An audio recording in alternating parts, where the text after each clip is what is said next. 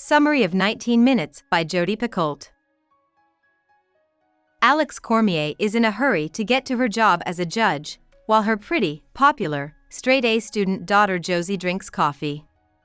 But Josie is unhappy inside, and she keeps a bag of Ambien on her desk in case she wants to kill herself. When her boyfriend Matt comes to take her to school, Josie forgets about all her problems for a moment.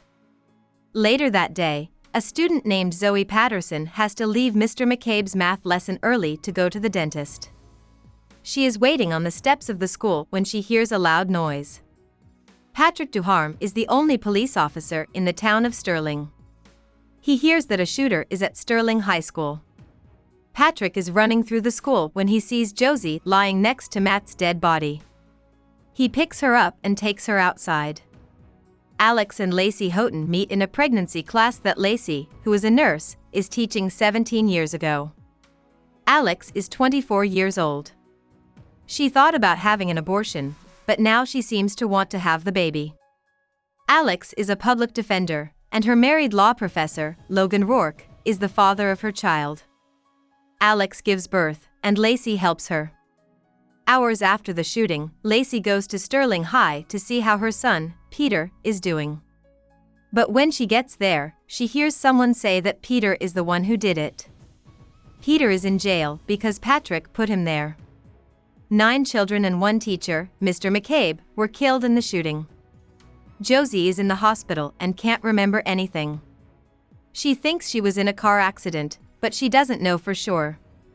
Lewis, Peter's dad, calls Jordan McAfee, a lawyer. At first, McAfee is hesitant to take Peter's case, but he eventually agrees. The book goes back in time by 12 years. Peter can't sleep because he's so excited for his first day of kindergarten. Lacey makes her older son Joey promise to look after Peter, but as soon as they get on the bus, Joey gives up on him. Almost right away, another kid makes fun of Peter's lunchbox and throws it out the bus window, but Josie says she will give him hers. Peter is still being picked on. At first, he tried to hide this from Lacey, but she soon found out the truth. Josie is in trouble because she beat up Drew Gerard to help Peter.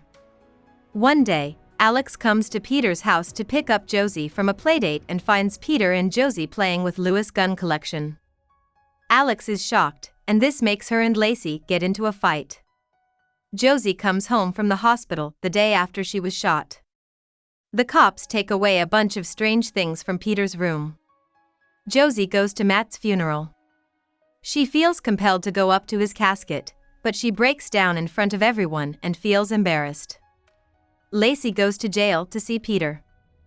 Patrick looks at the security video from the day of the shooting and is shocked to see Peter stop killing and sit down to eat a bowl of Rice Krispies. The story goes back in time again. Drew pushes Peter on his first day of middle school and calls him a retard.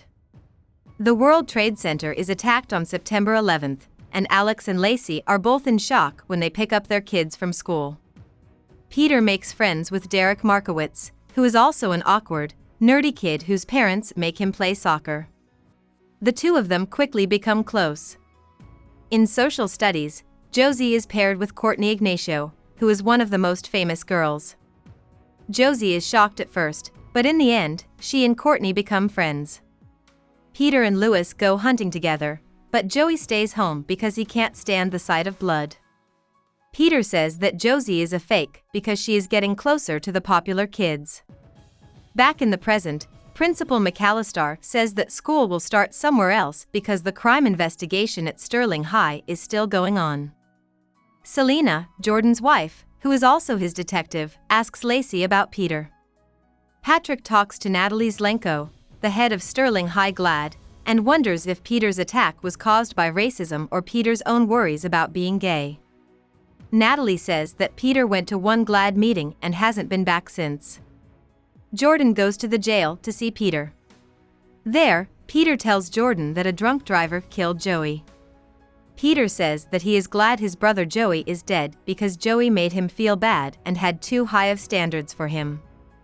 Jordan chooses to claim that Peter had battered woman syndrome, which is a mental condition caused by repeated abuse and can make the victim do violent things to their abuser. In the meantime, Patrick looks at a computer game that Peter made. It takes place in a school, and the main goal is to kill jocks in a cruel way. The name of the game is Hide and Shriek. Caitlin Harvey, a student with special needs, was one of Peter's victims. Her mother, Yvette, killed herself while trying to look at a gun at a gun store. A year before the shooting, Josie reads a story in the Boston Globe about her father, whom she has never met. He is now the head of students at Harvard Law School and is running for district attorney, according to the story. Peter and Josie both end up working at Quick Copy, the town's copy shop. Josie has now blended in with the cool kids so much that Peter doesn't even recognize her. Peter shows off how good he is at hacking computers at work, and Josie asks him to help her find Logan's address. Soon after, Peter gives a presentation in math class about being famous. He talks about Josie as a bridge, or someone who can easily move between social groups. Josie feels ashamed and tells Peter they should never talk again. Soon after, Peter lights a dumpster on fire at work to get Josie to save him from the fire. She does, but she tells their boss, Mr. Cargrew, so Peter is fired right away. Matt takes Josie to Logan's house around this time. But Logan doesn't want to see her, so he gives her $300 to leave him alone. Peter goes to a gay bar to find out if his bullies are right and he is gay. Kurt, who is older than him, acts sexually aggressively toward him, and Mr. McCabe saves him by telling Peter that he is gay, even though he doesn't tell anyone at school. Back at school, Josie and Peter are stuck in an elevator together and play games to pass the time. During a game of Truth or Dare, Josie says that Matt hit her and broke her leg, which is why she is on crutches. A month after the shooting, Patrick goes to see Ed McCabe's boyfriend, Philip. Philip tells Patrick that Ed didn't think Peter was gay. Elena Batista, a writer, writes to Peter in jail and says she is a college student who was bullied. Dr. King Watt is a forensic psychiatrist and an expert on battered woman syndrome. Jordan goes to see him to ask him to evaluate Peter for the trial. Elena comes to question Peter for a paper she is writing about bullying, and Peter is excited by how pretty she is. But it turns out that Elena is really a reporter who claimed to be writing a paper for college when she was really writing a story for a tabloid about Peter called Inside the Mind of a Killer. Jordan gets very angry with Peter for talking to someone outside the group without telling him. Alex and Patrick talk to each other when they run into each other at a Chinese restaurant. Patrick is very upset when he thinks Alex's boss, Whit Hobart, is her date, even though it shouldn't be any of his business. Alex can't be the judge in the shooting case because she has a personal link to it. Peter beats up his new cellmate in jail, who seems to have trouble thinking. Alex and Patrick start going out together. Matt tries to get Josie to have sex without a condom in the month before the shooting. Peter sends Josie an email telling her he loves her. While Josie is in the shower, Courtney opens the email and sends it to the whole school. Josie is scared to death when she finds out she is pregnant. When she gets to school, she finds out that everyone has read the email Peter sent her. This makes her feel bad. Courtney plays a trick on Peter to make him think that Josie likes him too.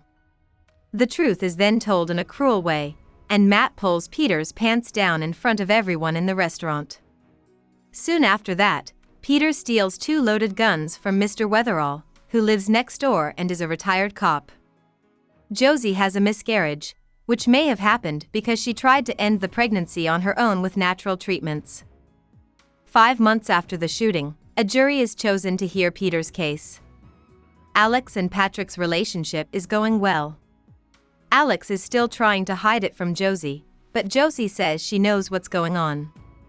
The trial starts, and in his opening statement, Jordan says that Peter shot the people because he had PTSD.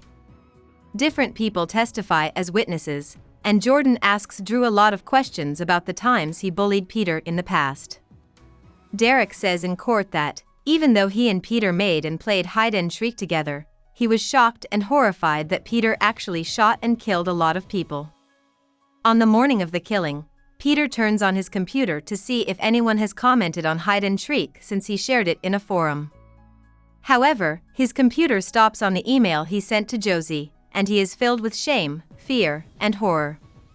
Back at the trial, a forensic psychiatrist and expert on school shootings named Dr. Kirstis Uppergate says that he doesn't think Peter was mentally ill when he attacked.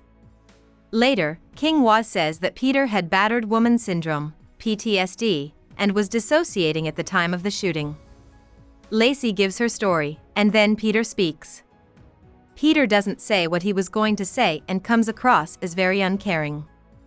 Jordan is horrified by the way the trial is going, so he chooses to call Josie as a witness as a last-ditch effort to make people feel sorry for Peter. On the witness stand, Josie says that after she and Matt ran away to the locker room, Peter found them and dropped a gun, which Josie picked up. At first, she aimed at Peter, but in the end, she shot Matt in the gut. Matt was then shot in the head by Peter.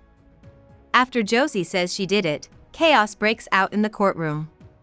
Peter is found guilty of 8 killings in the first degree and 2 murders in the second degree.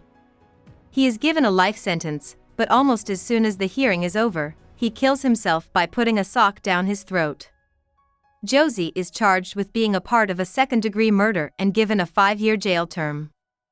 At the end of the book, a year after the killing, Patrick and Alex, who are expecting their first child, walk through Sterling High, which now has a tribute for the students who were killed. About the author. Jodi Picoult was born on Long Island. She wrote her first story when she was 5 years old. In 1987, she got a BA in creative writing from Princeton. She then went to Harvard and got a master's in teaching. Sons of the Humpback Whale, her first book, came out in 1992. Since then, she has put out 24 more books. Her books are often based on current events, especially social problems like racism, euthanasia, and the death sentence that are happening right now in the United States. 19 Minutes was the first of her books to start out at the top of the New York Times bestsellers list. She is married and has 3 kids. She says that watching her kids deal with bullying made her want to write 19 Minutes. She lives in New Hampshire's Hanover. Hope we summarized it fully and you liked it. Please hit the like button and subscribe to our channel so that we are motivated to create more videos.